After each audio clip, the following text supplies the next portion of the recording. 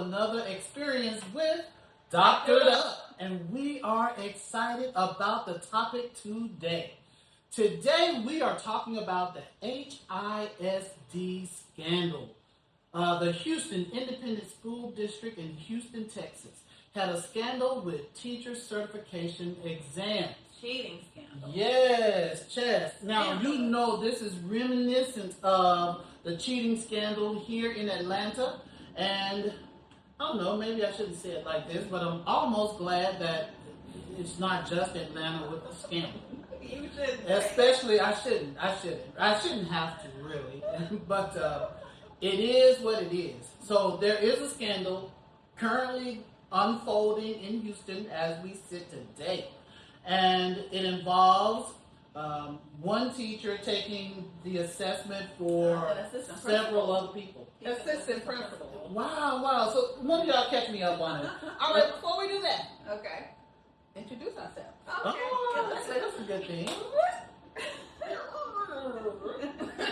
Hello everyone. I am Dr. Bob.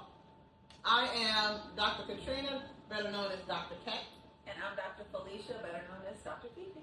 And the three of us make up Dr. Up. And again, we are excited about this one. The teaching scandal in Houston Independent School District. Are we excited or are we disheartened? Well, we're disheartened, but we're excited to unfold it. Sure. Well, we're excited to give a probably a different perspective than the one that's being portrayed right now. Absolutely. So, can one of you kind of catch us up and tell us what's the deal with this scandal? Well, I guess I can We'll go. piggyback. Yeah, So you start and then I'll go. because it just came to my attention. I think yesterday, maybe the day before, but we'll say yesterday. And so I knew that we had to talk about it because, particularly with what you said, Dr. Bob, there was a big cheating scandal here in Atlanta that lives in infamy. That I know that you guys experienced personally. We're gonna get into that, but also it was just I was just so blown away by it that I guess that these things can happen, but I think it was just the level of it. So basically, these teachers and assistant principals and folks in Houston at this particular school, Booker T. Washington, I believe, high school, they've been caught in a 4-year ring, essentially. This says it's May 2020? Since May of 2020, a cheating scandal, which, the APS scandal had to do more with teachers helping students cheat or changing tests and that sort of thing. But this is specifically around teacher certification. So someone fraudulently taking the teacher certification exam on behalf of examinees, testers, essentially, a proctor. So there are several people implicated, essentially a coach, 2 assistant principals, I believe, and a proctor. Yes. I'm forgetting who else. I know it's 2 people have the same last name. I think they're married. And then there's another male, and then there's another female. Right. So I know there's 4. There might be more because there may be several proctors. I know there's one particular person that took the test. One particular, which I believe was a coach. No, it was AP. The coach they're saying is they're calling him a kingpin, which I think Yeah, the language is very Wow. inflammatory. But let's say he's the ringleader. He's the of this ring. But what makes this particularly just damning, I guess, is the scale of it. We're talking. We're saying upwards of 400 teachers involved and over $1 million being made of this scandal. So you kind of just will assume that this type of thing happens, like someone taking a test for someone else, that we can conceive of. But when you have something on such a grand scale, now you're getting to felonious territory, you're getting into wire fraud, you're getting into all types of things. That's why you're going to start seeing these very high bond set. So and so that's what drew me in, and so I shared that with Dr. Kat this morning, and then later with Dr. Bob. I was like, y'all, we got to talk about this, So. Well, I have so many thoughts. Yeah. Well, before we start unpacking this, let me first say that these are just opinions in the moment. Right. Opinions in the moment, coming from 3 educators, with no real experience with that. Well, okay, we've had experience with something with the similar. culture of it, yes, right? And yes. being in the midst of that environment. Right, But which is not why I actually really doing wanted it. us Yeah, to delve into this because of you guys. And we've been in the situation of the teachers who, well, I know I have. I think you are turning certification. Yep, I am. And so it may have something to do with that, and it may not, because we don't know all the details, and they haven't all been provided to us. Purely reaction. We're coming to y'all on pure reaction right now. Now we did watch several videos, several newscasts about it. So we do have information about it. We have a cursory enough sort facts, of understanding of what's going on. And then so we can speculate on something, so a lot of this will be speculative. So keep that in mind, please. No judgment. This is a judge-free zone. Even though we're gonna be judging, we judging. Right, it depends on. We're judging different aspects of this. Yes. Now we know this is still unfolding. The facts are still coming out, and oftentimes the media try to make it sound worse than what it really is. Right. So we're just responding to what we have in our repertoire right now as it relates to this HISD cheating scandal. Now, let me first start by saying every exam that I was required to take, I took myself. I passed myself the first time around. However, I know educators who struggled to pass both the teaching exam and the administrator's exam here in Georgia. It's a big thing. It is. And I guess I could start. Okay. I am definitely alternative certification. Explain what that is for people that don't quite understand. Thank you. Because I was like, yeah, they probably don't know. Basically, my undergrad degree, because you have to have a degree to teach or to become certified, right? You have to start with some type of degree. If it's not an education degree, then you could go through alternative certification program, where they will look at your transcript, see all the classes you already took that will actually make you eligible to get certified, and then you will have to take the remaining classes that are more specific to educators. You have to take those particular classes, and together that gives you your certification or the opportunity to take the certification test. And of course, once you pass the test, you're certified. But to even qualify for the program, you have to have a degree in whatever. From there, they'll tell you what other classes to take, right? And in the midst of taking those classes, you can immediately start teaching, and you'll teach on a provisional license. Or you will just take that time to actually be in class and to actually have have situations where you're teaching students, but you're not doing it in a regular school year classroom. When I started mine, I started the very last week of May. I started my alternative certification program. So you apply, and when you apply, you're not only applying, you can go through a district, you can go through a university. I went through a district that partnered with the university track in order to, they basically supplied our classes, but when we knew we were finished, we would automatically teach for that district. So I went through a district. Matter of fact, I went through Dallas Independent School District. We're just going to just put it all out there. And Dr. Cat, tell why you feel like that could have been a component of this particular situation. Why you feel like this made way. And that's what I was about to do, because this is the thing. When I went through it, and mind you, I'm mass media arts. That's my degree, in my undergrad degree, bachelor's. So I didn't have any idea what teaching really was about, right? I had no foundation. I never took education classes. I just took the classes for my track of mass media arts. So when I graduated, I did marketing for a little bit, and I decided, I want to be a teacher. I've always wanted to be a teacher. Let me go ahead and try that. So then I learned about the alternative certification program. So I went into that. So immediately, that summer, we took classes with the University of Texas A&M. And so we took classes with them. They would come to the campus, the Dallas Independent School District. They had a district office. They would come to one of their campuses, and they would teach us our classes in the evening time. During the day, we would have students from all different grade levels we would teach those classes during the summertime. So not only are you teaching all day long, so for 2 weeks I would teach pre-K and kindergarten. The next 2 weeks I would teach first and second grade. Next 2 weeks, this is all summer to prepare me to go into the classroom in the fall, which started in August, right? So I'm teaching these kids all day, learning to lesson plan, all of those things, learning how to do anchor charts, classroom management, all of that. Real-time effect, because we have kids coming this summer to do it, and to participate, to help us learn to teach. Then at night you're taking actual graduate level classes, not undergrad, graduate level. Because when I finished with my graduate level classes, it took a year. Let's talk about that. It took a full year. So from May, or you could say June, to the next May, I had an entire year to take all the classes I needed to make up for the classes I didn't take in undergrad. And at the same time, you had to pass your certification. You had one complete year.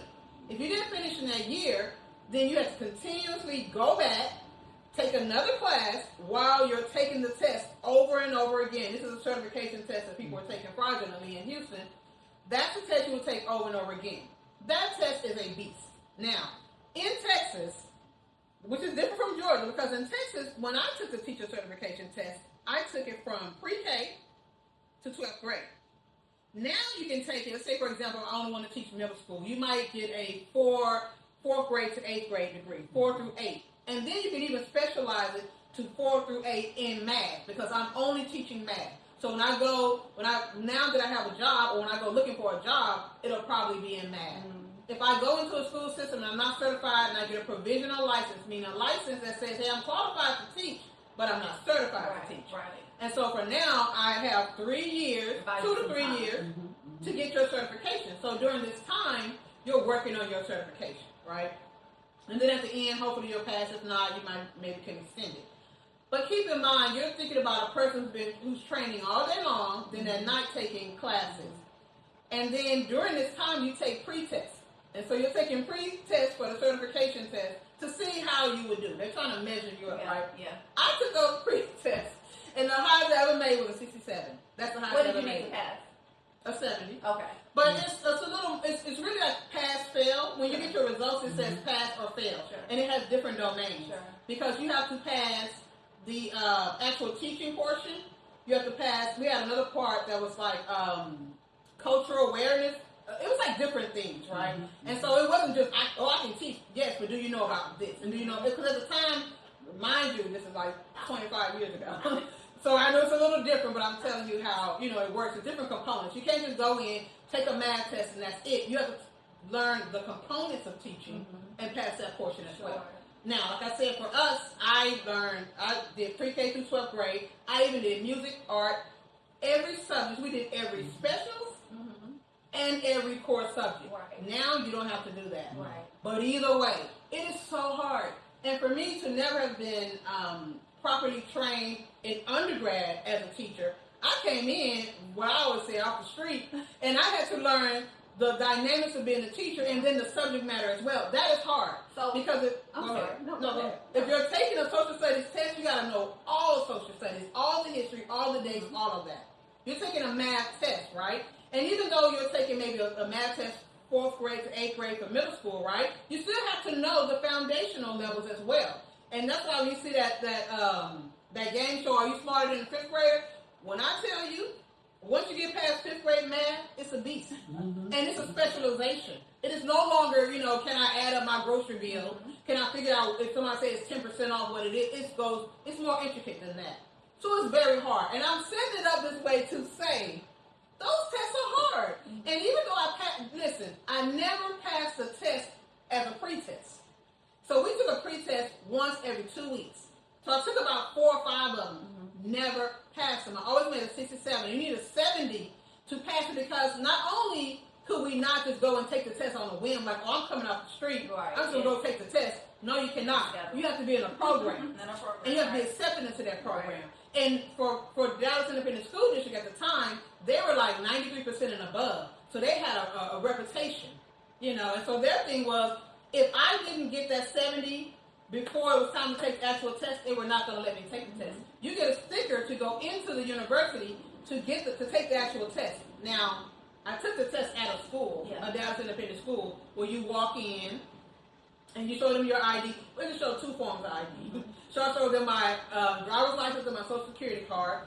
They checked me in. They walked us all into a room. We sat down for whatever test we were taking. We were all in the same room taking the same test, because it was a lot of people. So basically, if you're taking a science test, you're in that room. If you're taking an admin test, you're in that room. If you're taking the math test, we were in this room, right? So we came into the room, we sat down, and we still had to have about 2 forms of ID.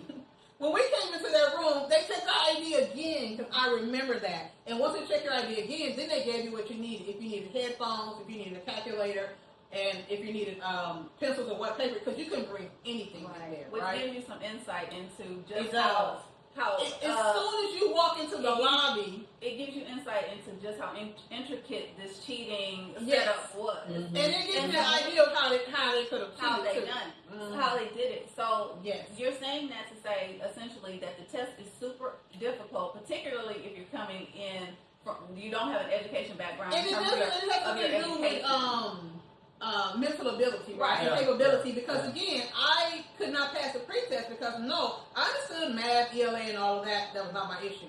It was just when they asked you certain things about homogeneous learning.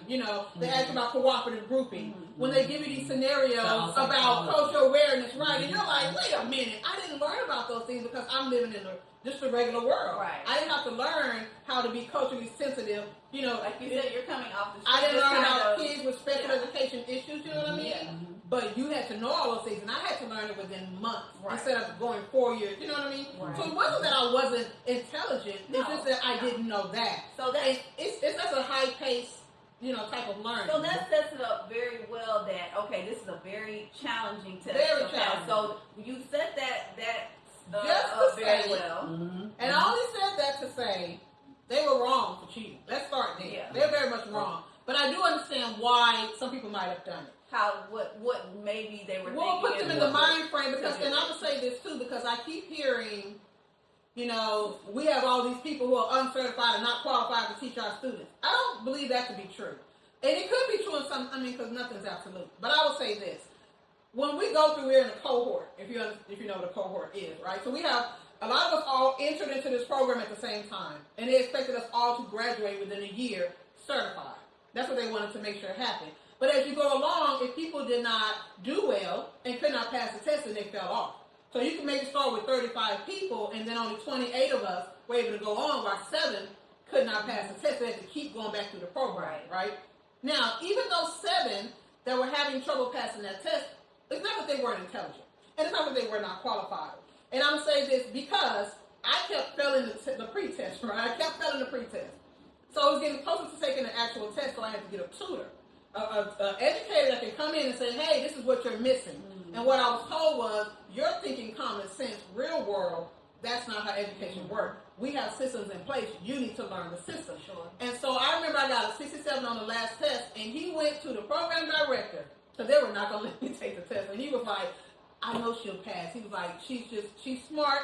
She'll pass. And he said, y'all showing her the same questions over and over. She's panicking. Let her take the actual test and scenarios, be fresh, and she'll probably pass it, right? So they allowed me to take the test, which was good because, mind you, I never passed the pre-test, right? So I go in, and I have to get a tutor in order to be prepared for this test. When I went into my tutoring class, all the teachers that never passed the test were in that class with me. They were all being tutored by the same person. These people have taken this test 5 and 6 times. Wow. 5 and 6 times. Now, mind you, in these 5 to 6 years, they have been teaching students. They've had students pass, they've had a great track record of students passing the state exam. So it wasn't that they could not teach the students, they could not pass the test. Some people are not, you know what I mean? That's a great point to make. Because some people are not good test takers. And when I tell you, I thought I was, but I was beyond humble. Beyond humble, right? Hold, please. Well, I'm interested to hear. All right, there we go. I'm sorry. My computer is ringing. I'm interested to hear, Dr. Rob. So let me just clarify something for those who aren't familiar with us at this point. Right. My background is in higher education, so I didn't go through the teacher certification, testing, and all of that. I taught in higher education, so it's a different process. But Dr. Bob, you mentioned the alternative certification process too. Do you remember what that process was like for you? Oh, and I yes. want to get y'all's reaction to the scandal. Yeah. Well, my process was a little bit different from Dr. Katz. And in different states, wasn't it? Different states. I did mine here in Georgia. Right. And I did it before alternative program was a real thing. Mm-hmm. So when I got my alternative certification, I actually had to quit my life, drop everything, and go back to school as a student. So I'm sitting in school, In some of the classes, there were master level classes where I had master level students, and then in a few classes there were bachelor's level classes where I had young kids. But we're all in the class. I had to go to school during the day and work at night to sustain my family. It was very, very difficult, and I was not an educator in the process. So I still had all of the courses to take. I still had a year and a half actually, because it wasn't a real thing. I had to actually go back and get another degree. Yeah, I did too. I ended up with another degree in the process. Yeah, so the process was a little longer and it was very difficult. Now, we didn't have those practice exams like she did. I wish they did. It was one and done. There was one and done, and you had to pay for that one. I'm thinking that the practice tests were free. That was part of the program. But our program didn't have that. So that was much more on the line for you when you took it. Look, it was everything on the line for me when I took it. You had no idea how you would do. I had no idea. Had never taken this test before. I'm not an educator. Had not been in the classroom because I didn't have the certification. So now I've gone to school for a year and a half, and now I need to take this test that I have to pay for. It was $100 and some. Yeah, it wasn't cheap. It was $190. So I'm thinking, man, I need to get this thing right. I need to pass this test on the first shot because I don't want to keep paying this. I'm already working that night. I'm paying for school. So I'm standing in line, waiting to go into the testing facility. We didn't take it at a school. We took it at some facility downtown. I don't know what it was. A testing center. So I got my ID in hand and I'm listening to the people standing in line around me. And I'm hearing how so many people have failed this test many times. I'm like, oh my God, I'm about to fail this test. At least once I was thinking. But, I went in there and I sat for the test and I started taking the exam and I got nervous because I'm thinking, I know this stuff. And people tell me that they failed it 2 and 3 times. Am I doing it right? I start second guessing myself. People are intelligent, and they're intelligent. They're very intelligent. They're not passing it, then it's a possibility I won't. Yeah. It has nothing to do with my intelligence, but I might not pass. I was thinking it was a trick test. I did too. I did too. I was like, why did I pass it 5 or 6 times? I was paranoid, and I said, you know what, God, if I don't pass it the first time, I'm not going back because I did think it was rigged in some way, and they were not going to do that to me. And I'll tell you, I was so nervous that when I got finished with the exam, I had plenty of time left. I looked around the room, and it was a huge place. At least 100 people in there taking the assessment. And I'm thinking, everybody else is working, and I'm done? This can't be. I was getting fooled too. I got so nervous and jittery that I had to raise my hand and go to the restroom to calm myself. And after a moment, I calmed myself and I came back to the assessment. I went through the entire assessment again, just to make sure before I hit submit. And even when I went through it the second time, people still with their heads down. They went to the very last minute. And they told me I should do that. And I was like, no, study long, study wrong. I was like, no. So I hit submit. And like Dr. Kat said, there was math, there was history, there was music, there was reading, science, everything. And you had to know all of it. Yeah. You couldn't say, I specialize in ELA, sentences, punctuation, grammar. No. You had to know science, photosynthesis. You had to know the different type of igneous, different type of rocks. You know what I mean? There was even PE. There were PE questions on there. Yes. It was about muscle. And it was like, I don't teach art. Art was on there. And that's what we were used to. Now today, I think it's a little different because they get to specialize in one subject. They do a deeper See dive. how hard it was for us. They do a deeper dive into each subject. They do. And even though I took the math as well, remember for me it was pre-K through 12. 12th grade math? Like, come on. But I knew it because I did well in school. You know what I mean? But to say that people are not, so just say this right here. Let's say someone's trying to take a test for, they're trying to get their certification and everything, right? But with the school they're in, it's just like maybe they're teaching second grade, right? But maybe that particular state requires that they have a K-5. Pre-K-5. Pre-K-5. And you're teaching second grade. You know second grade math, right? You may not know fifth. You might not know fifth, because some adults don't know fifth grade math, but you know second grade. So that is not to say that you couldn't do a great job teaching second grade. Right. You just could not pass a test that's requiring fifth grade math. That's not your specialty. Yeah. Well, let me ask this. So, Dr. Bob, did you say how you did on the test? Oh, that was the first time. I just wanted to make sure you said that on But I had to fast. Right. I wanted to make sure you I had to said fast that. and pray. So I went in fasting and listened. And I didn't know the answer. I was like, God was saying. Right. See? Okay. It came down to the wire like that for me. Yeah. But it was already, you clearly had studied. You already knew. I studied. You knew. Day and night. And my tutors and everything. So I want to move us along a little bit. Because we didn't want to be before long. We just want to touch get base it about the scandal. So I'm so fascinated to talk to y'all today about it because particularly y'all had the experience with the APS cheating scandal. Dr. Bob during it, and then I you were the fallout. I came with the fallout. Okay, so Dr. Bob, let's pick up where you sort of had to deal with APS cheating, and then Dr. Cat, you kind of came in with the cleanup, what we had to do, what y'all had to do. So I would love to hear more about that. Well, not to blow my own horn, but or should we talk about y'all's reaction to this first? Should we talk about the reaction to this first and then get to that? We could. Okay, so let's just quickly talk about what you thought when you heard about this, and then move to my reaction to the Houston Independent School District scandal. Number one, I was like, oh my God, HISD is in the news again. Now, I don't know if you guys have been following, but they have been on the superintendent like nobody's business. He cannot do anything right. I mean, he can't even breathe right. They're just complaining about every decision he's making. And he's really trying to do what he thinks is best for the kids. So it's so unfortunate that everyone is against him. And I say everyone, meaning the media, the parents, including the the teachers, board. the I mean, administrators. because is he getting support from the board? Well, if he is, it's not openly. Right. They're not supporting him openly. There you go. Though they are supporting him because he's still in the job. There. For now, exactly, for now. But when I heard about this particular scandal, I was like, oh my God, they're in the news again. And then I saw that it was teachers trying to get certified. Well, number one, teaching is a calling.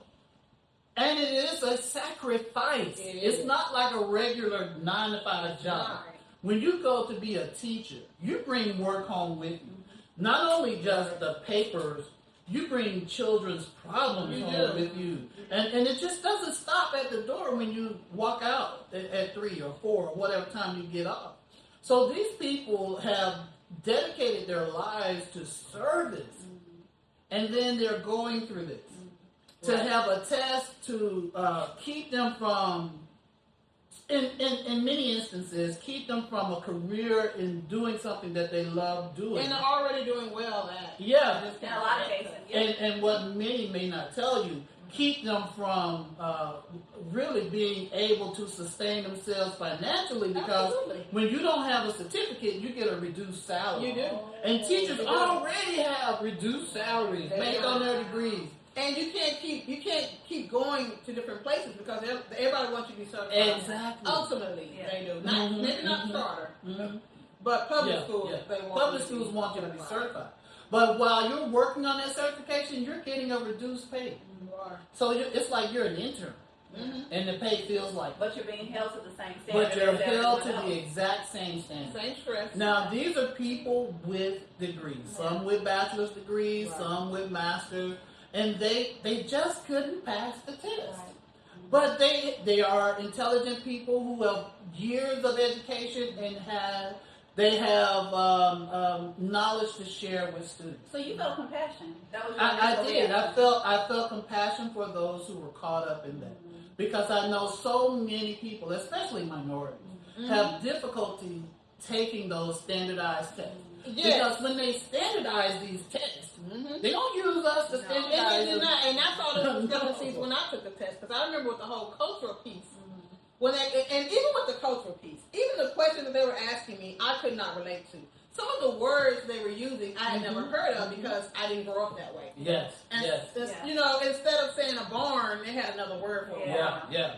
I didn't grow up in the country. Something like I was that. like, what is that? I remember. You know what I'm saying? I remember pail and bucket. They put pail on there. I didn't know what a pail was. And people don't understand is with comprehension. one word, understanding the meaning of words is 80% of comprehension. Absolutely. And if you don't know the meaning of a word, and one word can change the meaning of a sentence. Yes. And so when you go in very intelligent but don't know what that word means, throws everything off. And then when you try to guess what that word means and you're wrong, then you're wrong. Yes. And you can mess up the whole scenario. Because what they did on the test that I took, one scenario piggyback off the next question, all piggyback off the same, all the same thing. And I was like, so you hope you got the first one right. Yes. And so what I would do, if I got the first one, so say I chose C. Whatever I said in C, I just matched it from that point on to not change my answer. And that's strategy. Right. That's strategy. It worked out. So I'm with you. Yeah. I was compassionate. You had compassion. But this is the thing. Anyway. Because I'm gonna tell you this. And I'm from Dallas. And if you follow the story, they just said these teachers are all over Texas. All over Texas. And they said that when they said Dallas, I thought, because I'm gonna tell you this. When I went into my tutoring session with those teachers having taken it 5 and 6 years, and I had a friend, a dear friend. Me and her was like hanging out, she was my sorority sister, we were going through it. She had taken, it was her 6th time to take that test. And that's how I met her. I don't want to say her name, but that's how I met her, and she knows who she is through that class. And then we started hanging out. And so, of course, it got closer to the test. I started feeling some kind of way because I'm like, this girl's smart as I don't know what. She was telling me different things to do in my class. And she couldn't pass the test, so I started to panic. So I have a compassion for them because of this. For one, it's very humbling to go your whole life and do well, if you have, and be in education and pass tests and all stuff like that, and then this is the one that's going to defeat you, And for them, it did defeat them. And so I remember being in that tutorial class, and I do remember them talking about, paying somebody to take the test for you. I do remember that. And I know some people did even back then. Now, mind you, that's 25 years ago, which means the test hasn't gotten any easier. And I'm surprised this is still going on. So that was a thing for me. Because when I first heard about Houston, I said, oh, here we go with APS cheating scandal. It was like, no. And when you said teachers, I thought, ooh. Yeah. Now, mind you, even back then, they were paying people to take the test then. Yeah. So this is way bigger than this one thing, just now being exposed. But I understood why they did that. Thank God. I'm too competitive. And I'm a person who I need to be very self-reliant, and I need to be, my achievements need to be my achievements. So I could not let somebody take a test for me. The thought doesn't even occur to you. That's the thing. If I don't pass this test, then I ain't meant to be a teacher. I'm just going to keep it, I go back to marketing. Yeah. Well, okay, so. But that's not for everybody. I did not have a family to take care of. These people were so solidified into this career. Right, because now you've been doing it for years. 5 to 6 years. And you've been very on a provisional license. Yes, because you can extend after 3. Right. You can ask your principal, they can help sign off on it to get you an extension. But then I think, but on that 6th year, you're done. Yeah. Like if you don't pass that test, you're done. And you cannot go back and try and take it later and all that. No, you're done. You're done for quite some time. I really do love that y'all are saying this because, again, I'm kind of like the outsider looking in on this one. That's why I get to be a fly on the wall and like, oh, what about this? Because when I first heard it, I was like, what? And in abstract, you're judgy a little bit. You're very judgy. But when you hear because y'all are in it, and I can hear the compassion, and I know y'all don't play about. Yeah, it's not right. We don't play about cheating. But the compassion, it made me feel compassion because, and then to see them on the news, like the real faces, they have families and babies and stuff. Yeah. And you see, and you're at that 6th it's not year. justifying it. You gotta find a whole new career. But I have a compassion for it. So I'm gonna move us along a little bit. Yeah, okay. I may have to excuse myself, but y'all keep the conversation going though. But I did want to see. Okay, so Dr. Bob, APS. How did that unfold, and how what do you remember about that? When I heard about HISD, obviously having gone through the APS scandal, it was just shell shocking to me. With APS, the cheating was teachers basically taking the test for kids. Or giving them answers, or changing answers, or whatever, however they did it. So I immediately started thinking, man, I remember when that cheating scandal took place, they sent the GBI, they sent FBI to schools, they were interviewing people, whether they thought you were cheating or not, you could have gotten that interview. Well, I got an interview. By the GBI. By the GBI. Then who's the GBI? Look. Georgia Bureau of Investigation, which is the equivalent to the FBI for the state. Right. So I'm like, oh my God, surely they don't think I cheated, because I pride myself on succeeding and my children succeeding. In fact, I told all of my kids and their parents, I'm going to be here at work every day and I'm going to teach your child. If they are at school, there's no way they will fail that test, because I'm going to teach them. And I pride myself on that. And I look forward to that. Everything I did, we had 180-day school year. And I made sure those 180 days, I'm teaching. I'm looking at where the gaps are for my kids. I'm doing what I need to do to prepare them. So I pride myself on that. When the GBI called me in there and I walked into that room and it was not much larger than a closet, they wanted you to be uncomfortable. Like, yeah, and like 3 of them or 1 of them. Yeah. So I'm looking around and thinking, okay, now, surely y'all don't think I cheated. And the first thing out of the investigator's mouth was, Mr. Allen, it was before I got my doctorate. Mr. Allen, we know you didn't cheat. We brought you in to see if you saw or heard anything throughout the building, and they asked me about specific things. Now, I didn't see or hear anything because I was one to stay to myself and do my work and go home. And snitches get stitched. And you better know it. They ain't got nothing to do with me. I ain't got nothing to say about it. No, it just wasn't my thing. No, I came to work. I come to work. I'm there early. I'm focusing on my kids. I'm doing my job until it's time for me to go, and then I'm out the door. Right. So, and I took whatever I needed with me in my briefcase. So, no, I hadn't heard anything. I'm always in my room. I don't get with the little gossiping crowds, because there's a lot of gossip in education now. But I never got into that. So I explained, no, I don't know. Here's my routine. And then they asked me other specific questions. Have you heard anything? I said, well, obviously, you guys are here. You've been here now for a little while. So, yes, I've heard people talking about what's going on. And then I found out later on in the interview that those people that were talking should not have been talking because they were instructed not to. But I had heard it, and I didn't know. So, I shared what I knew, what I had heard, and just responded honestly. And, again, when I left there, they complimented me on the job that I was doing. GBI. So you know they had all of my data for years. Yeah. They complimented me on what I was doing and for being a teacher. And I was excited about that. And going back to my room knowing that I'm not caught up in that was a great feeling. I was relieved. Because it's easy to get caught up in it. Oh, it's easy. Even if you're not doing it, if you know too much about it, you're still caught up in it. Yes. And if you know and didn't try to prevent, amen, abandon.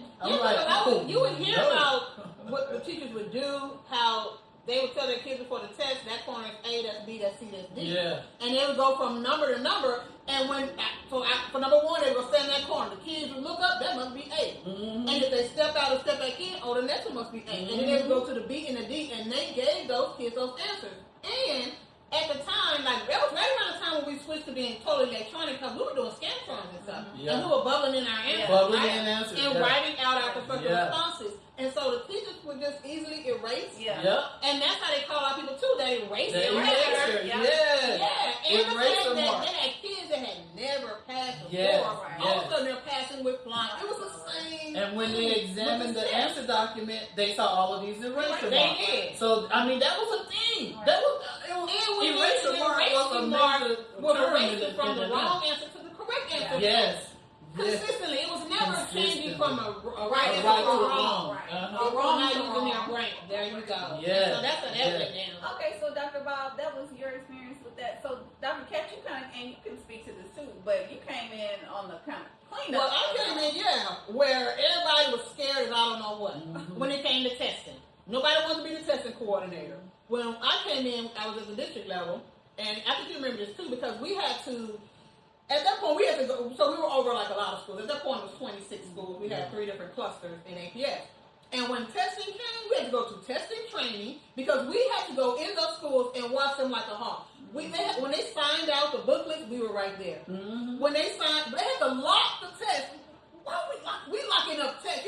every school had to be equipped with a room where only one person, well, the principal and the testing coordinator, can have the key. No one else could have the key. No one else. And they had cameras in those rooms. They faced that room. Yeah. They needed them. And then, so we had to watch them sign every little thing in. Now, the textbook that was missing, no one could move. Wow. We had to then sign off on it, fax that paper to the district before you could leave the building. We had to fax it to them and saying so they can receive that all is well. Yes. Then you can walk out the building. And we had to walk that building. Teachers could not sit down. You better be at the front of the building. You could not be you moving around. I need to see you. So I'm unlocking your door, ma'am. Get to the front of this room. Like, don't be back there because remember, it was the corner. Right. You know what I'm saying? So everything changed and it became like everything had to be locked down. And when I tell you, it was excruciating. Because not only did we have to be there for the full testing, but then for the makeup. Like, it took away from the job that we were doing to spend a whole week. And then they're in school, and mind you, they put us in schools that had nothing to do with the schools we started. Yeah. So I couldn't be in any of my 26 schools that were basically the hood.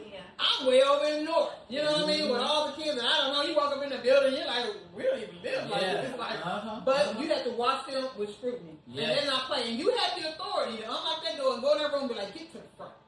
Stop covering your walls. Like, you know, so yeah, you gotta tap out. I'm gonna have to tap out, y'all. I'm so sorry. We had some technical issues at the beginning, so we started a little late. I hope we can pick up the conversation again, though. Y'all keep talking. There's so much I want to know. There's so many questions because, like, how did it change the landscape in APS and in Georgia? And also how I think it affected the world though, because it was national. Well, everything flipped at that point. I was here, and so I remember very well. And I think one of the saddest things, and I'll say this, and I'll leave on a low note. I remember the stress that it put on the superintendent. And I remember hearing that the culture in APS was just kind of crazy anyway, but that she ended up passing with cancer because it took a long time. I remember sitting from the district office watching her processional. I saw it, and I was like, well, it became too real. You have to connect it. You don't know what you couldn't connect it. Like, could she have gotten cancer? But it was just the stress of it. It doesn't matter. They blame you because it took years to resolve that. And right. And so, but I'm gonna excuse myself. I'll continue. But this was great. Thank y'all. In fact, you know, with the superintendent, take care. With the superintendent at the time, society, the public tried to implicate her as she was not just the superintendent, but a supporter of the chief. Exactly, a supporter, because it happened under her watch. And I remember, I wasn't even in APS, I was in Rockville. But I knew her name. I knew everything about her because that's how much it was in the news. And I'm just like, how, if you're that above everything, how can you be put right in the middle as if you actually did it? I just didn't understand it, but I know that's how it works. They tried to say that she supported the cheating. She advocated for it. Because we made the scores look good. And the scores weren't that great.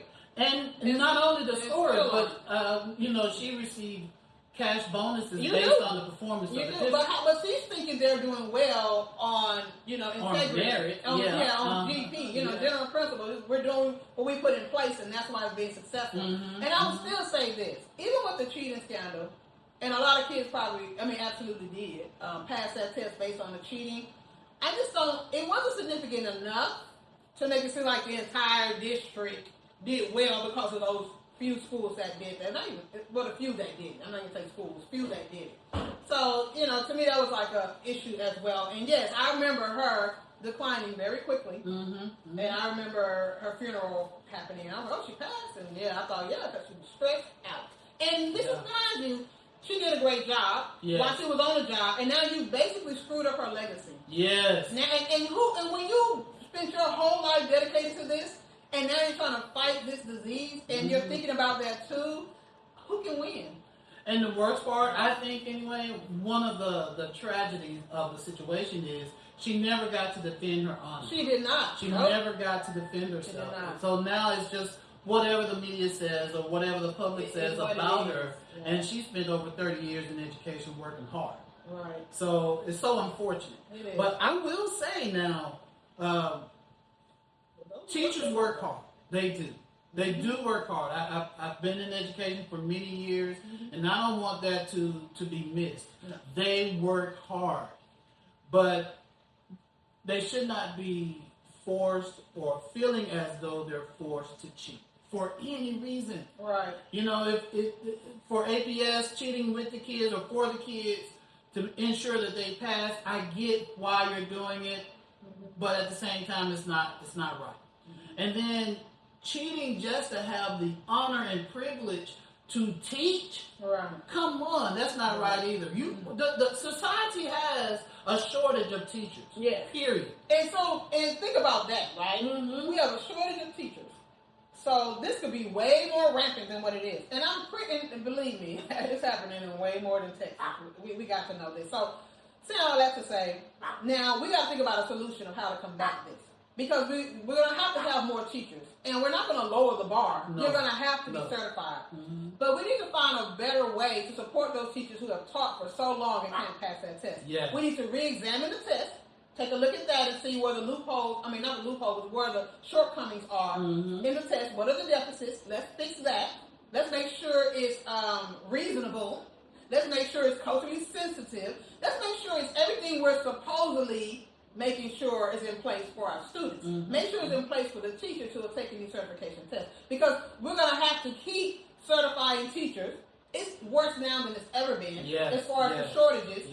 And people are going to find shortcuts. Because if this is your passion, and I'm only talking about those teachers who are teaching while getting their certification. Because everybody cannot do that. That was not your experience, but it was mine. I went to work every day, taught a class, and then after teaching my class, I would take my graduate level classes, and then I'll have to get ready to take that test. That was stressful within itself because I'm learning as I go. Now you would think that I'm spending this whole year that I would have more insight and I would do even better on the test. No. You have people been teaching for 5 and 6 years. You would think that they would do well on this test. Like, you got to know the test. You're literally teaching what you're getting certified in. No, that should tell you something. It should. I agree with that. And really, the test touches on so many different things that, I mean, who can get on? Not really training their teachers, though, to make sure they're able to do all of that. Are you requiring them to know more than they really need to know to do the job that they're doing? That's my point. And so it may not be that they don't know their subject matter, but they just can't pass the other components that they don't do on a regular basis. Exactly. But you're holding them to accountability of someone who does it every day. I'm not the expert in that, but I better know it. Because even though you're not getting a SPED degree, you still have to know about SPED. Yes. I'm not getting an ESOL degree, but I have to know a little bit about ESOL. Now, what if I'm failing the portions that are the ESOL, the SPED, the portions that I never have anything to do with, but I can master, and I'm master at my craft in the one subject area I'm teaching. I can get all those correct, but it doesn't matter if you got to know these other components too. And if that is the case, you have to make sure every basic classroom teacher has enough training in those other areas in order to speak to them, because they do not teach them or they do not have that experience on a daily basis. Now, think about the implications of that, Doc. You have educated people with degrees outside of education. They're coming into education and wanting to get certified. So if we now have to prepare them to take a test that not only involves, say, reading, they got to do math, they got to do science, social studies, music, PE, art, all of those things. How long is that preparation program? And then you have to ask yourself, is it worth it? Because you're not going to get paid big dollars in education. No. You're not. You're not going to retire or die rich. No. In it's basic not for education, absolutely not. Absolutely not. Not even, at this point, even administrators don't get paid enough anymore. No. Because the economy is totally different, so we can't use the same scale. And so now you have a shortage of people coming into the industry, and you have an abundance of people leaving the industry. So now you have a shortage up and down, from the top to the bottom, and everywhere in between. So now you got to promote quickly before people are really ready for leadership. So now you have leaders that are unprepared. Then you're bringing in teachers, we say off the street, who are unprepared. They may be very highly educated in some other field, but not in education. And that's the thing. That's another thing about the shortage too, because you have someone coming, an engineer, because we had this, remember? You have an engineer coming in to teach, right? But they're coming to teach ELA, right? And they're very gifted in science and math for the most part. physics, all stuff like that. But ELA, where to place a period or, prose, and they're like, what? But then they have to take the test and get certified in that. Now, I'm not proposing that this has to be the way, but keep in mind, you're just grabbing people, that say, oh, I want to change my career, or I want to teach because they don't know what it entails. Mm-hmm. They come in and they're doing a subject that's making them a fish out of water, and you expect them to make it an expertise within a year. It's probably not going to happen. Now, if that same person decided, I'm going to teach physics, or I'm going to teach math and science, man, they can get certified pretty quickly because they already understand the information. All they have to learn is just the basic fundamental parts of teaching. Mm-hmm. They already know the basics and the foundations of physics and math and science and things like that. But that's not the case, because they can say, I'm just going to grab you up, you bring them in your classroom, or you bring them into your school, and you say, oh, you're teaching ELA. That doesn't make sense. Now, I understand why principals do that, because this is an area of need. I need to put you in here. Mm-hmm. I figure, you're an adult. You're smart enough to get a degree, then you must be able to teach English. Wrong. Mm-hmm. Because that is a science within itself. But to me, and this is an opinion, and it's not every situation, but it comes from principals who don't know how to hire well. Because if you don't know how to, you should know. I don't care if you're an engineer, you're the smartest person in the world. I can tell you right now, you're not going to be able to teach ELA unless that's one of your main talents as well. Yeah. And that's not always the case, you know what I mean? And it might be. It very much might be. But it might not. So I'm going to think automatically, you're an engineer, I know you want to teach ELA, but I'm going to put you in math. Mm-hmm. I'm going to put you in science. I'm going to put you in physics, something like that. I would not even put you in ELA unless you could say to me, hey, this is a talent of mine, please try me out. I can't just be placing you places, because that's another thing. Now I place you in here, you've been here for 5 years, and you can't even pass the test. And that particular one may be about content more so than structured teaching. Well, it's so unfortunate, though. I think the shortage of educators is such that principals have to just pull whoever they can get. I know they do. A warm body off the street. Mm-hmm. And oftentimes they can't even hire a person even uncertified. So they put a long-term sub in the room. They do. And to be a sub in most places, it's even worse. Because to be a substitute teacher in most places, all you really need is a high school diploma. And yes, and I'm going to say this. So now you're taking this teacher out who can't pass a test, but have taught for 5 or 6 years successfully. This is a scenario. I'm not saying this is what's happening in that particular situation, but it can happen. They've taught for 5 or 6 years successfully. And because they can't pass a test, you're willing to snatch them out of this classroom, but place someone in there with a high school education. Not even a degree. Not even a degree. High school education, and think they're going to come in and have classroom management, be culturally sensitive, know the foundations of teaching, know how to check for understanding, know how to assess, know how to pivot, know how to spiral back, know how to scaffold, all that. When this teacher you just put out because they couldn't pass the test, you're going to put them out, but you're going to bring in someone who hasn't even passed the test enough to get a college degree. Yes. Just on principle and just on what the system has put in place as a rule. Yeah. Ridiculous. There has to be a way around that. There has to be a way of supporting that. I'm not saying lower the expectation. Mm-hmm. I'm just saying be more supportive with the pressure. Yeah. Pressure and support. Like, pressure with support. Don't lower the expectation, but give people what they need to reach the expectation. I don't think that's what's happening. Now, again, I'll say on a technical point of view, those standardized tests are not standardized for minorities. Standard for who? Yeah. Typically, standardized tests are standardized on middle-class white people. And those are the scenarios. That's the way the test is worded. Yeah. That's the way the test, and that's why the expectation has changed too. Because to me, the expectation for them has to be different than the expectation. Not as far as intelligence. Yes, not as far as intelligence. I agree. It's not for intelligence, but the way you approach it has to be different. Yeah. And at this point, if we really don't get on testing, which we're veering off a little bit, but if we're going to get into testing, we have to have different alternative forms of testing. Because everyone doesn't do well with reading the scenario and answering the question. Right? Yeah. Could know the information, but cannot basically demonstrate to you that they know it in the format that you give them. Mm-hmm. Now, Doc, I will tell you. And that's teachers too, clearly. I agree. Mm-hmm. But I will tell you on the flip side of this coin, because it's a very complex situation. But on the flip side of this, when I heard that this guy had made over $1 million, that's a lot. And at that point, it becomes very criminal because at no point are we saying any of that was correct. And there's really no justification for it. We're just giving you the flip side of why people might approach this scenario or approach that pathway because they couldn't get it done in the systematic way that is put before them, right? But this is what I was saying, and this is my opinion. You know, sometimes you want to help somebody out, right? You know, you see what they're going through because we very much have a lot of compassion for this. And no, I'm not going to take a test for you. I'm just not going to do that because it's going to uproot my life and ruin my whole life just to help you pass a test, which is what has happened to this man. Now, he's helped a lot of people, but he's ruined his life and he's ruined theirs because you better know they're going to identify every last one of these people. So now you think you're rooted in your position and you're not. We're still going to lose teachers because you have to come out that job because now you've committed a felony. I mean, on the base, just foundationally, identity theft, you know, already a felony. You got someone taking a test for you that's not you. You're done. And you may never be a teacher anywhere else, period. You know what I mean? You may never be, because you may basically be on the list, right? So I like to say, it became a criminal, I'm not going to say criminal mind.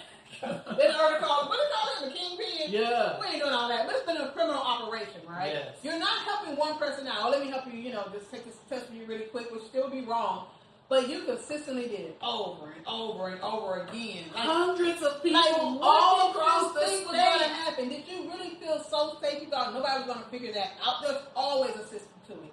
And the fact that you're helping a number of people who have all failed over and over again, the numbers are going to add up. Yeah. It's going to stand out at some point. Hundreds of people because all across the because state. there is some tracking going on with testing, right? So you're going to have to look at how many teachers are taking the test, how many are successful in passing it the first time, how many the second, how many the third, how many times does it take to take this test? Because they're looking at that one. Hopefully, they're trying to improve on the test. Yes. And in the midst of all that, they're looking at all these little outliers that now become a pattern. And you're like, okay, so this person, but now they did. Oh, it happened to be here. Okay.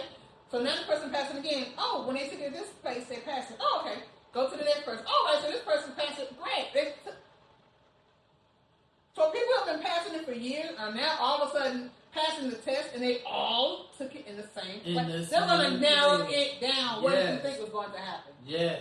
It's not like you did it for your one cousin, and everybody walked away, nobody said anything. You now have done it for hundreds of people, and then you pulled in other people to help you. Yes. So if those people happen to slip up and tell somebody, and now they created an enemy somewhere, they're going to blow the whistle on that one person, which is going to blow the whistle now on you. It's too delicate of a situation when you do things like that, especially when you involve more than one person, meaning more than yourself. As soon as you bring one other person in, anything can happen. Anything can happen. Because if me and him had a criminal situation going on, they could love him to death. As soon as they hated me, as soon as they were trying to come for me, he would be the collateral damage. But they have several people in this operation. It was going to explode at some point. And then you're thinking, well, what do we talk about? What do they do with the money? Pay bills. I just saw on there that their AP, because they talk about how much he could make a month. They said in the AP, and his earnings were $6,000 a month. That's crazy. I made more than that as a teacher, okay? And then when I became an instructional coach, I made more than that. I'm not even on the administrative level. I mean, they think instructional coach is administrative there or not. But they'll throw you in there. Yeah. I was making more than an administrator. This person making, what is that? $6,000 a month. In 2024. $72,000 a year? I was making more than that. How did you raise a family on it? 10 years ago. Wow, yeah. And we're doing that. And in Texas, you should be ashamed, Texas.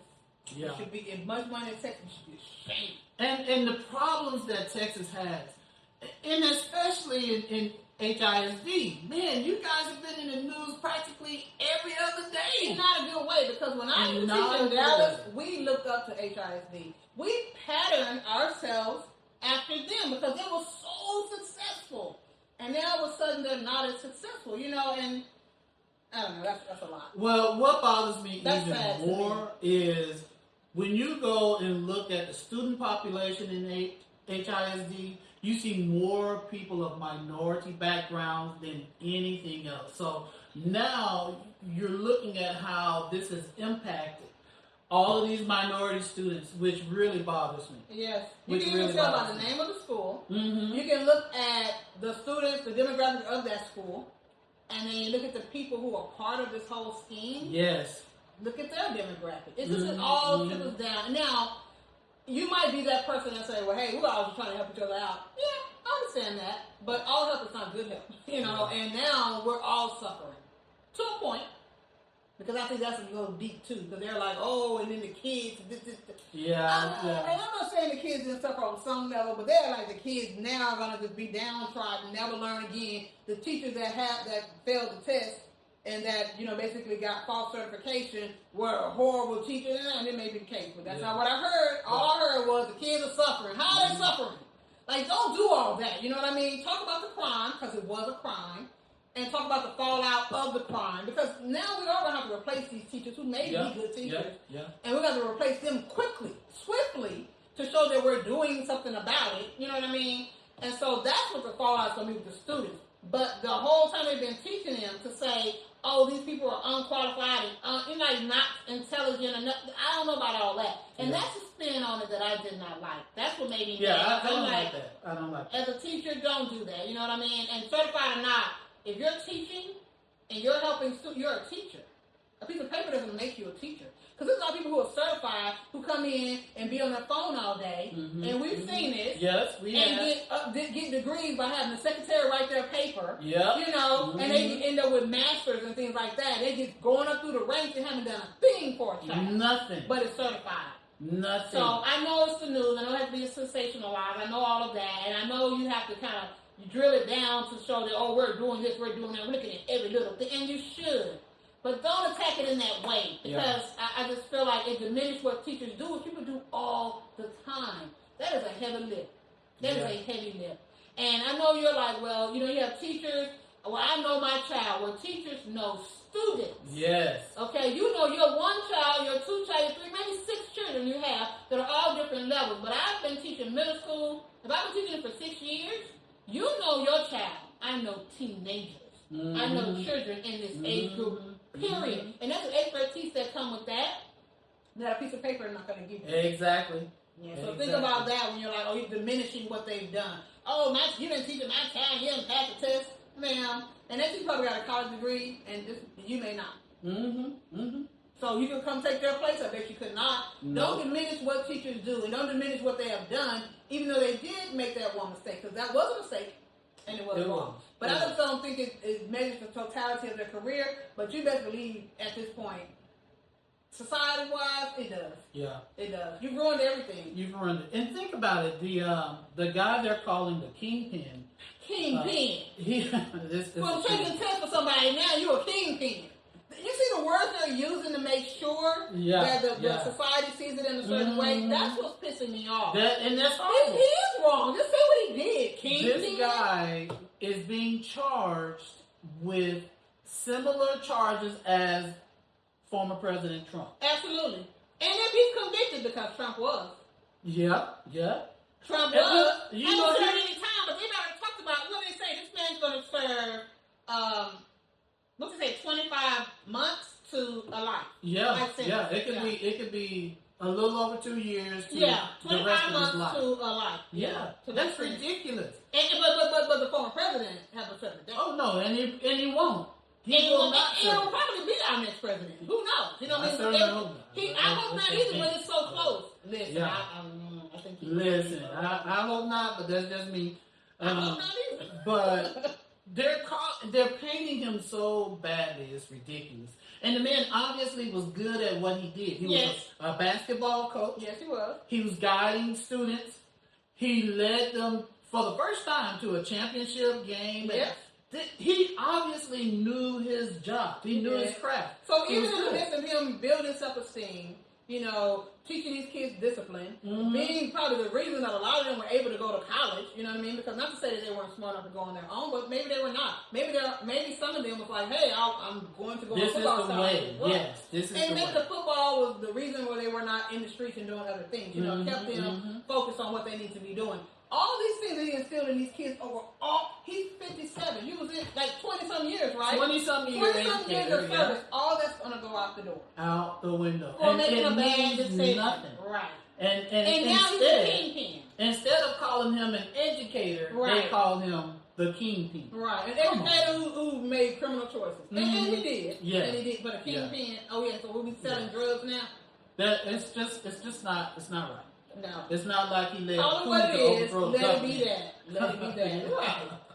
Come on, man. But I bet you he served time. When the ex-president did not. He probably will when and think about it. For helping people. And what when what the ex-president did affected way more people. Way more people. And in a negative way. Hurt them. And didn't do a day. And did not do a day. So I just hope that when all this is said and done and it's settled, that he doesn't, that he's going to have to pay for his crime. But let's not be too harsh. Yeah. We're not going to do that across the board. Yeah. Because even with the Atlanta cheating scandal, a lot of people went to jail. Some were on house arrest. Yes. I remember. Yes. Yeah, so it's like they had to pay for it. And that's why I say all these teachers who got this test taken for them to get their certification, they're going to pay for that. They're going to pay for it. They're going to do some time, or they're going to do house arrest or something. Something's going to happen, but they all got felonies at this point. Now, I remember in APS, some of those educators got probation. I remember. They had to leave the profession for a few years. Yes. But they were able to come back. Yes. I can appreciate that. Me too. These are people who dedicated their lives. We're looking at it now. Yeah. And I hope they get the same leniency. I hope so. Yeah. I hope so. But, to be sent to jail or prison for trying to help someone. For trying to sustain your job. Yeah, that's difficult. In this economy. Trying to get away. And let's be clear. This started in May of 2020. This is another product or, post-pandemic. Because things have gotten so much harder financially for a lot of people. Yes. Post-pandemic.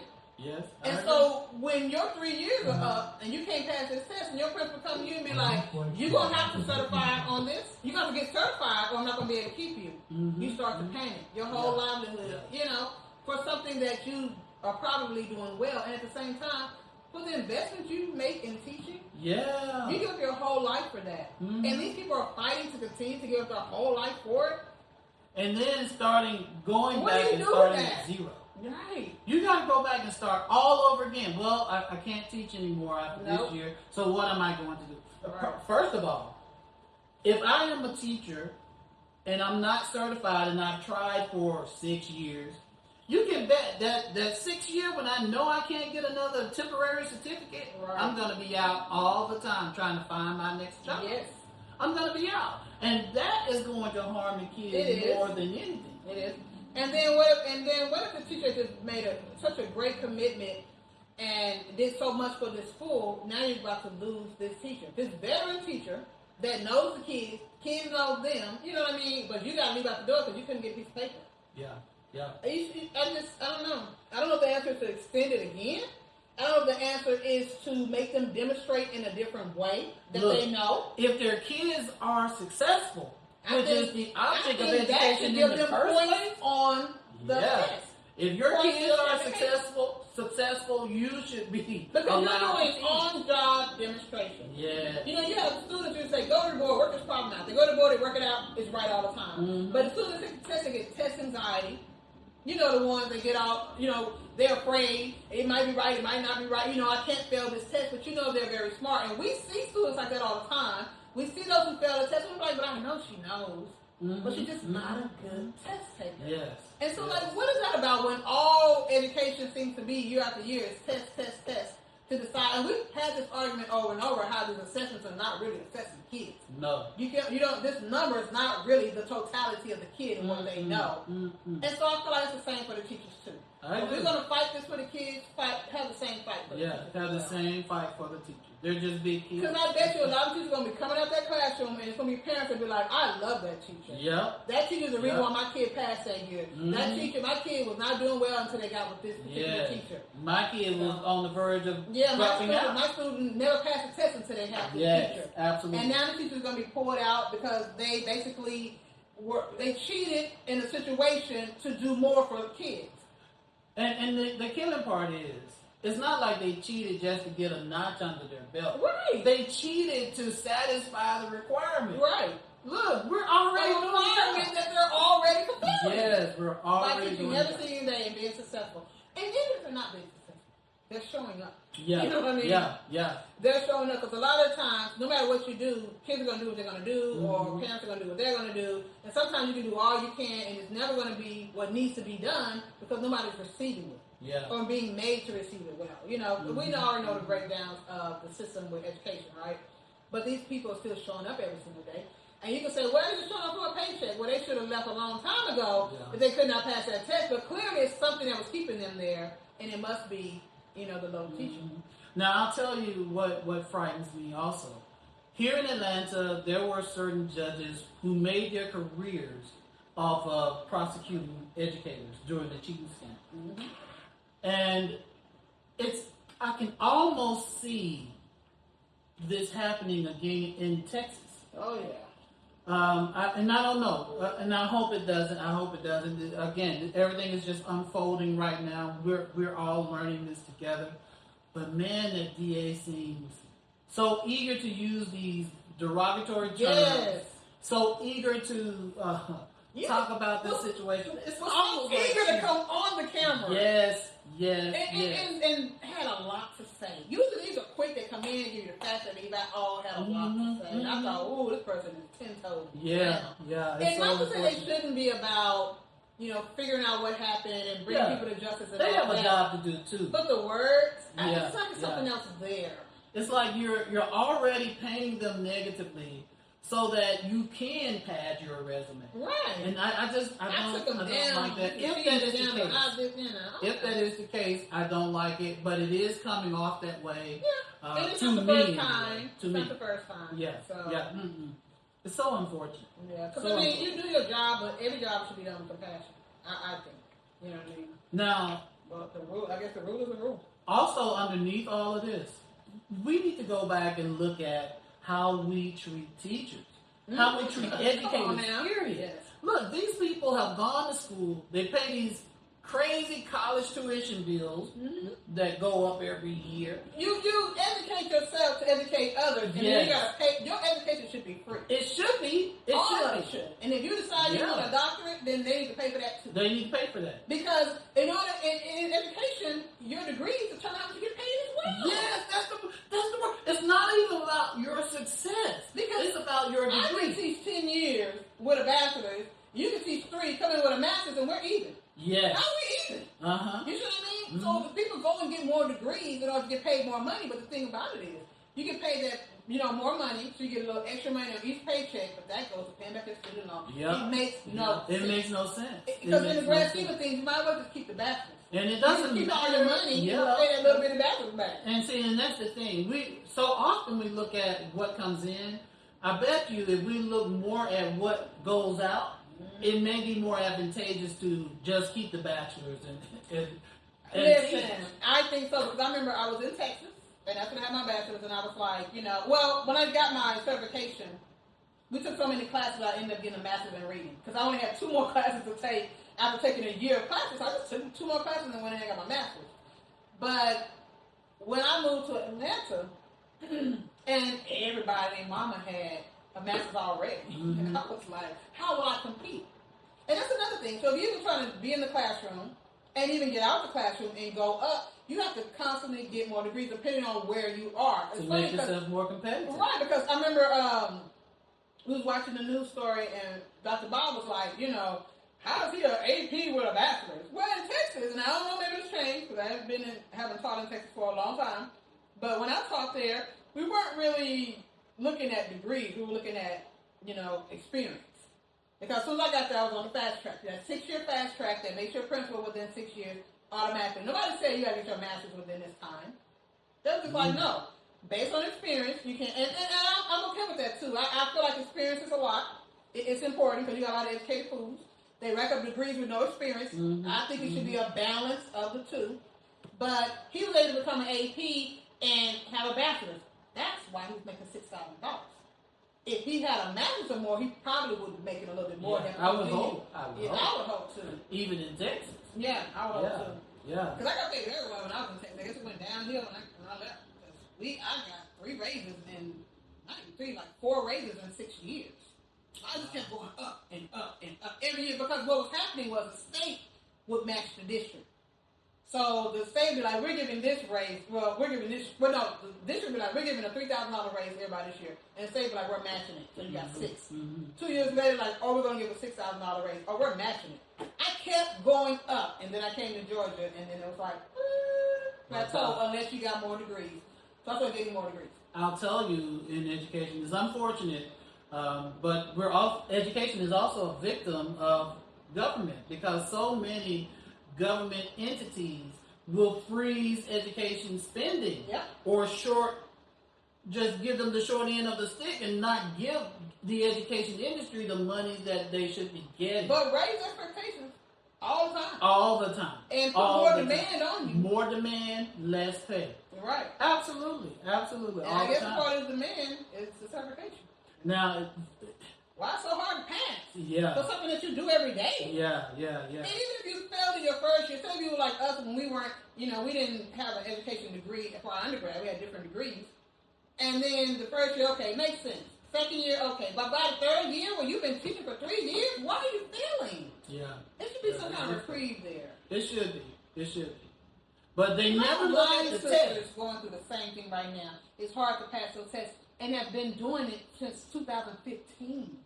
I mean, like, why? And I don't want to, and because I think what happens, you develop test anxiety at some point, And even though you know everything, it's like you take the test and you're afraid. Like how you said, you was like, well, am I not doing well because I went through it that fast? Maybe I missed something. Yeah. And that's the thing, because I have a lot of sister right now. Just took her last test, and she's been doing it for years and failed it, and has to do it again. I'm just like, I know she's smart enough. I've talked to her, I know she's smart enough. She's teaching me a bunch of stuff about sped, but she can't pass it. That's ridiculous. Yeah, well, I tell you, it's so unfortunate, and it's such a complex situation for education, for those educators in HISD. I feel for you guys. At the same time, I can't advocate cheating. I can't do that. No. But man, I really feel for you guys. I really do, and I hope that things work out. I hope we don't have lawyers and judges who are trying to make their careers off of your back. Right. Man, just keep in mind, guys, we need teachers across the country, not just in Texas. But we need teachers. We need people who are willing to basically sacrifice their lives and possibilities to come into the classroom and teach our kids. Our kids. These are not their kids. They're trying their best to help someone else's children. So I look, let's go out. Let's do something special for these teachers. I want to pray for them because just give them grace. You know what I mean? No one said what they did was right. And, people have to answer for everything that they do. And that's fine.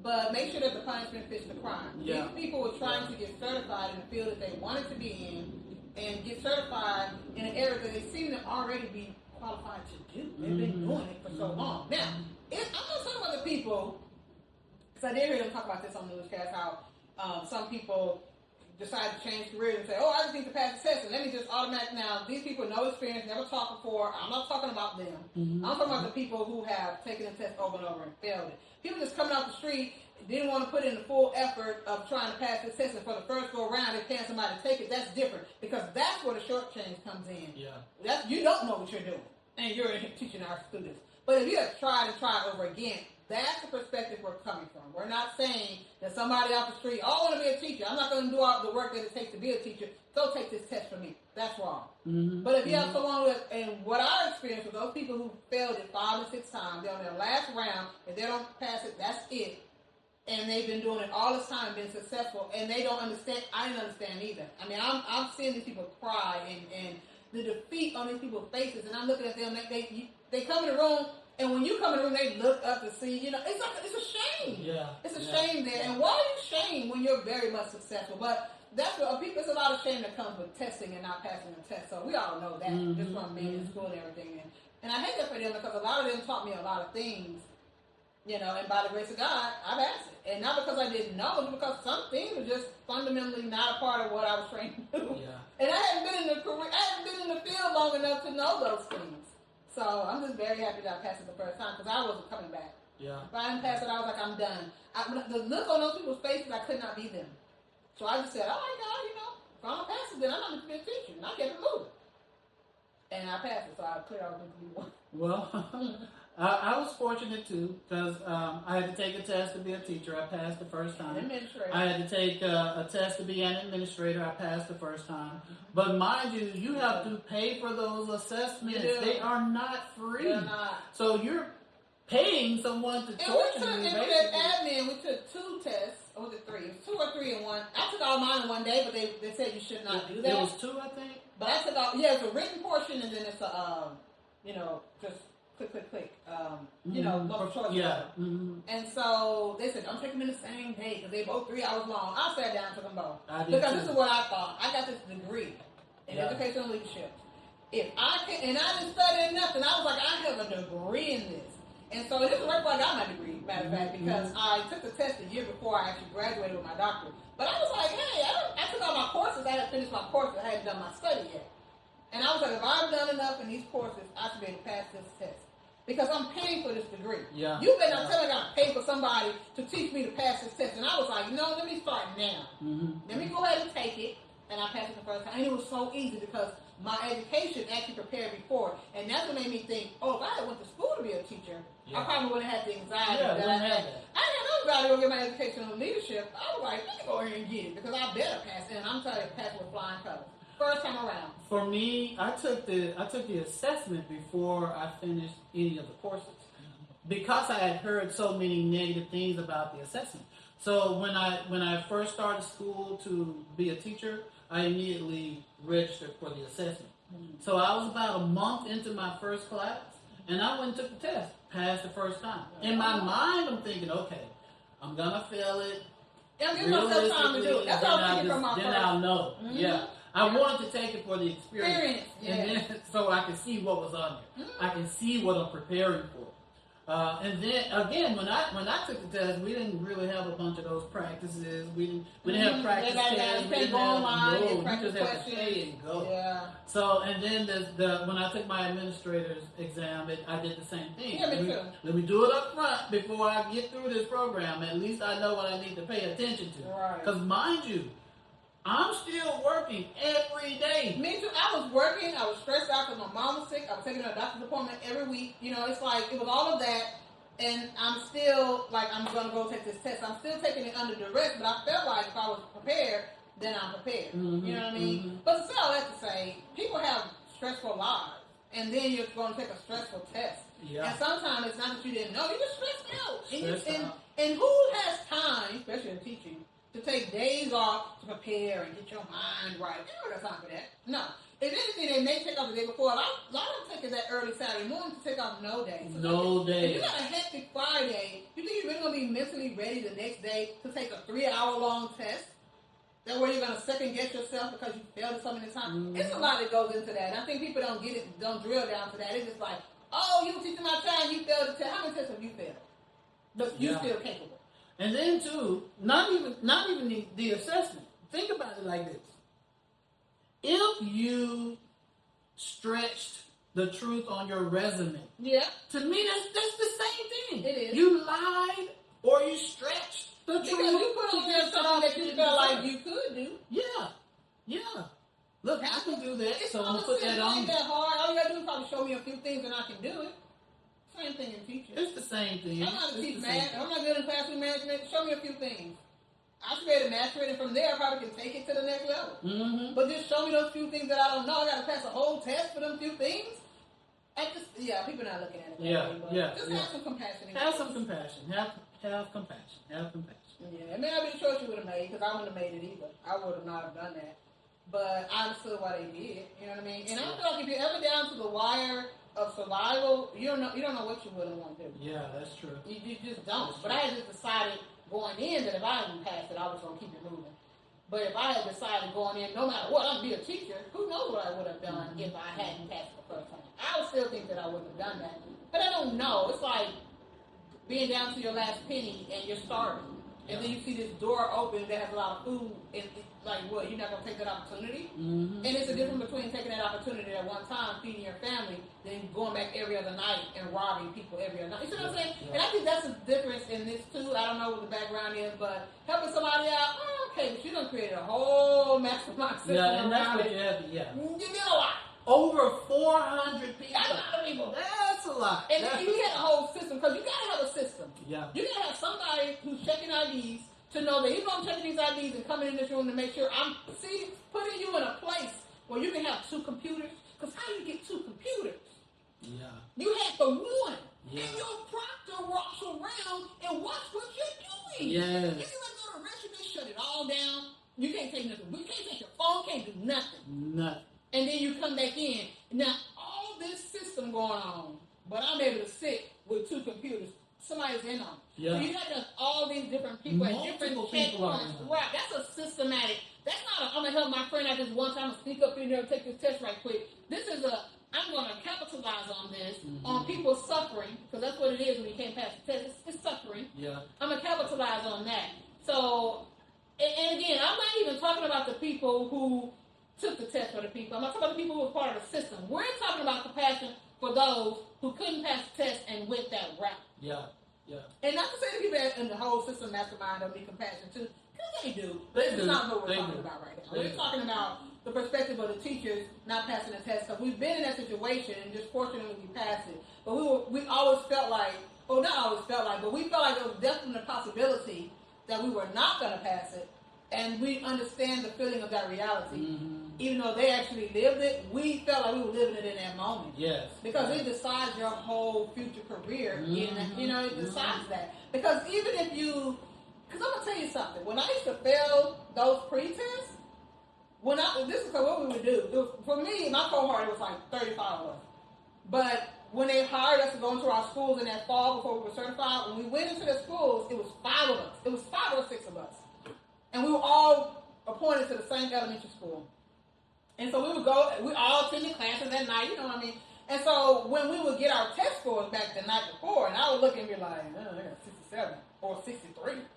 And they'd be like 70-something, 80-something, 90. And I'd be like, damn, I'm done.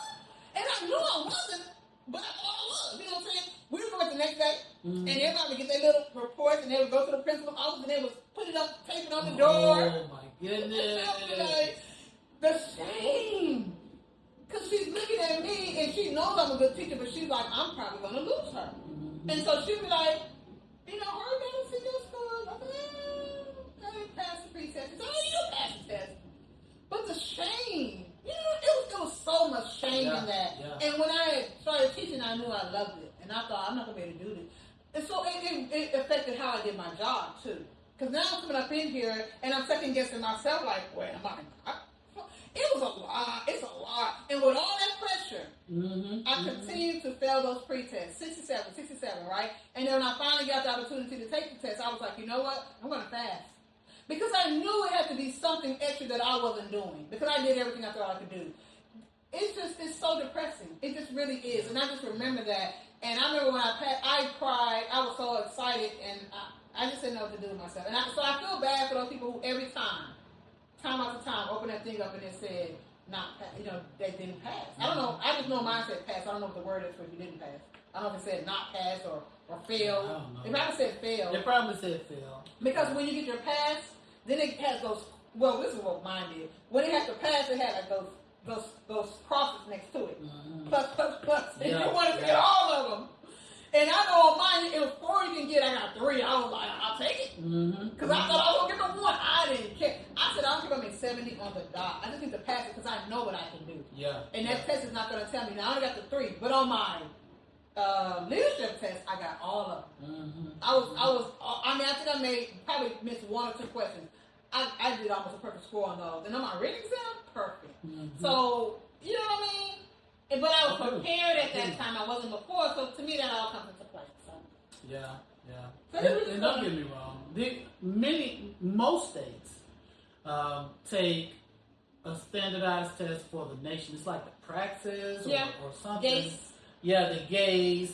So it's like two big players, two or three maybe. Yeah. Big players. I know Pearson is a big player. Absolutely. Period. And, even on student level. Even that, I think that should be because I used to work revisited. For them. Yeah. But so the test that is being taken is a test that many people across the nation is taking. Mm-hmm. So many people take the same test. So if you pass it in Georgia, you can pass it in Texas. But that's the problem. Fail it in Georgia, you a lot of people failing in Texas. We know a lot of people in Georgia failing in Texas. Oh, for sure. A lot of people in Colorado. Mm-hmm. And my aunt is in a whole other state. I'm not gonna say what it is, but she's in a whole other state. She's failing it. A whole other state. So from state to state to state, it's the same thing. All these different colleges these people have gone to and gotten their degrees. Yes. And you can't get a certification to teach K-12? You're asking for too much. Yeah. I think they're asking for too much. I do. Yeah. Just drill it down to the one and let it be that. Mm-hmm. Mm-hmm. Because supposedly the districts are training the teachers for what they need. For what they need on the job. Yeah. It's nothing different than an apprenticeship program. Yeah. Where you can go and work on the job training and learn all the things you need to learn on the job and do well. Yeah. But you may not be able to pass a test even though you can do the job well. Right. And that's just the way it is for education as well. Mm-hmm. You've done all you need to do to get your foot in the door. You have a degree, maybe two. And if you can come in there and learn on the job 3, 4, 6 years, I think we need to make some changes, especially when that individual has been successful in this job for multiple years. Yes. For sure. Every case is not the same. Every case is not the same. And it shouldn't be. And it shouldn't be. Everything's not black and white. You know, mm-hmm. If a man had $1 million and decided to rob somebody, you'd be mad. But if a person had nothing, they had a newborn baby at home, no shoes on their feet, you'd be like, man, leave that man alone. Yeah. Because it's different. The motive and the intent is different. It's different. And so I know they're probably not going to look at it this way, but it'd be great if they could. And so, just to sum this up, we're just saying give grace to those people. You got to be accountable for what you do. Nobody's saying give them a total pass, but put it all in perspective. And I just feel like case by case basis, because some people came right in, never took it, I'm sure, because they mentioned on the news story, they mentioned that people decided to change their career, decided they wanted to be a teacher, and then they just pay somebody to take a test. I'm not talking about them. I'm talking about those who have taken the test over and over and failed it and thought this is my last resort. I would say every case should be different. It should be leniency based on the circumstance, based on the effort. But in the end, everybody's gonna should get their punishment on some level, because again, it was wrong, and that's fine. And in a society, we got to be punished for some things, or held accountable, not punished, held accountable for the things that we do. But it is a case by case basis. So I'm saying we basically are just calling for grace, for the teachers that deserve it. Grace for everybody overall. Let's be clear. Yeah. But a little more leniency for teachers that with better intentions. Is what I would say. Because don't throw it all out. Don't throw it all out. So what do you guys think? I know you've heard our opinions, and I know they're probably on both sides of the spectrum because it's just so complex and there's so much to unpack there. But what do you think about what's going on in HISD, Houston Independent School District? What do you think about these teachers who have paid someone else to take this assessment for them so that they can continue to serve other people? I would be curious to know. Me too. And think about it. And this may not be everybody, but think about it on an individual basis and a personal level. Have you been on a job where you're trying to move up in your job, but it's just one test you got to take that you can't pass, but yet they have you doing everybody's work. Mm-hmm. They have you managing everybody. They have you doing schedules. They have you, every time somebody new come in, you got to train them. You're doing the work, but because you can't pass this particular test, then you can't move up. Mm-hmm. How do you feel about that? Yeah. If somebody said to you, man, I'll take that test for you. And you think, okay, well, that one little thing is enough because I know I can do the job. Mm-hmm. I'm not saying take this test for me and then I get on the job and then I'm just going to screw everybody else because I don't know what I'm doing. But so it's just be that little bitty, that one little fine line that you have crossed. And I'm not saying it's ever right to cross the line, but think about it on that level, because I know people have been in situations where, because I hear people complaining about it all the time, when they're like, oh, I'm more qualified than that person. They made that person a supervisor, but when somebody come in, who they come looking for? Mm-hmm. Who they come to train somebody? I had to train my supervisor. Mm-hmm. Right. Actually, I know some police officers that take the officer test. Can't pass the test because they're not good at test taking. But they are excellent officers, right? They're leaders in their field, but can't hold that title because of that test. They have taken it over and over again, like that teacher test. I know 3 police officers, and one of them is still going through it. You know what I mean? And it's like, and I know that person to be amazing. You know, I know they're amazing at their job, great at giving advice, getting accolades here and there, but can't pass. Come on now. Yeah. And so I say, look at it from that aspect before you just say, oh, they cheated, lower the boom. Don't do that. No, don't do it. Don't do that. But tell us what you think. Maybe we can look at it a different way. Maybe we're missing something. Put your comments below. Yeah, tell us if there's more, because I'm sure as this goes along, more details will be added. Or if there's something that we did not catch, you know.